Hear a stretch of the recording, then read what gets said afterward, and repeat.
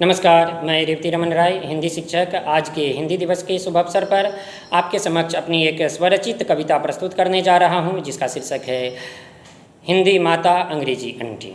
समझ ही गए होंगे आप लोग, तो आइए शुरू करते हैं। गर्भ में धारण कर पोषण करती है माता। गर्भ में धारण कर पोषण करती है माता।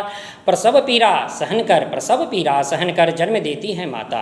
हिंदी माता भी करती मस्तिष्क में धारण पोषण और प्रसव पीड़ा सहन। हिंदी माता भी करती मस्तिष्क में धारण पोषण और प्रसव पीड़ा सहन। जन्म के बाद कौन सा कष्ट नहीं सहती है माता। जन्म के बाद कौन सा कष्ट नहीं सहती है माता। अंग्रेजी आंटी से जान पहचान करवाती है हिंदी माता। अंग्रेजी आंटी से जान पहचान करवाती है हिंदी माता। हमें जो शब्दों का ज्ञान होता है या सेंटेंस का, वाक्य का ज्ञान होता है, तो वह हम हिंदी से ही इंग्लिश सीखते हैं। डायरेक्ट मेथड जो है वह अधिकांश विद्यार्थियों के लिए उपयोगी नहीं है, तो अनुवाद विधि अभी भी उपयोगी है। मैं इस बात का समर्थक हूँ। अंग्रेजी आंटी से जान पहचान करवाती है हिंदी माता। अंग्रेजी आंटी से घनिष्ठता पर रुष्ट नहीं होती है हिंदी माता। अंग्रेजी आंटी से घनिष्ठता पर रुष्ट नहीं होती है हिंदी माता। गुणवती अंग्रेजी आंटी मैं क्यों कह रहा हूँ कि हिंदी के अपेक्षा अन्य प्रयोजनों के लिए जो है, चाहे स्टडी पर्पस के लिए या जॉब पर्पस के लिए जो है, आजकल अंग्रेजी का ज़्यादा बोलबाला हो गया है, तो इसीलिए मैंने गुणवती अंग्रेजी आंटी लिखा है। गुणवती अंग्रेजी आंटी से जान पहचान पर प्रसन्न होती है हिंदी माता।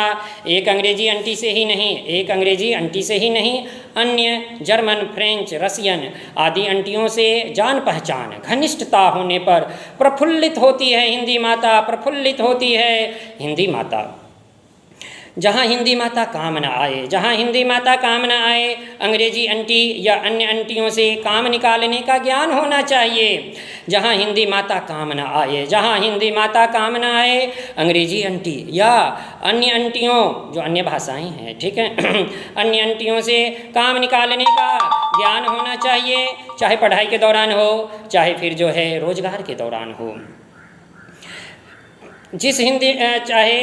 जहाँ हिंदी माता काम ना आए, अंग्रेजी आंटी या अन्य आंटियों से काम निकालने का ज्ञान होना चाहिए। जिस हिंदी माता ने इस लायक बनाया। देखिए, हिंदी हमारी मातृभाषा है। घर परिवार समाज में जो है हम हिंदी बोलते हैं।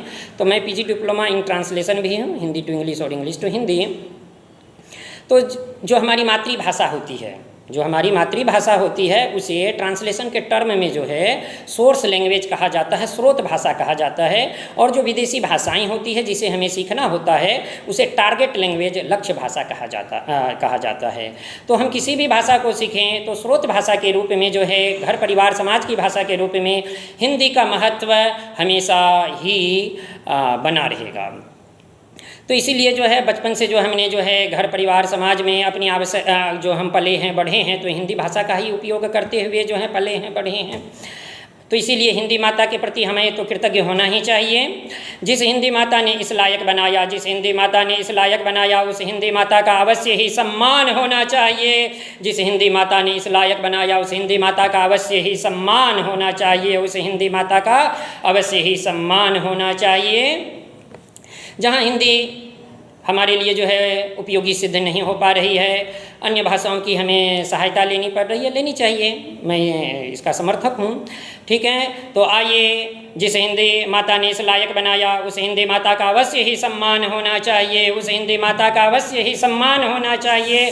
तो आज हिंदी दिवस पर और प्रतिदिन भी हिंदी माता का आपके द्वारा सम्मान होना चाहिए। आइए अब कहते हैं एक साथ, जय हिंद, जय हिंद, जय हिंदी, जय हिंदी, हिंदी माता की जय, हिंदी माता की जय, भारत माता की जय, भारत माता की जय, हिंदी माता की जय, हिंदी माता की जय।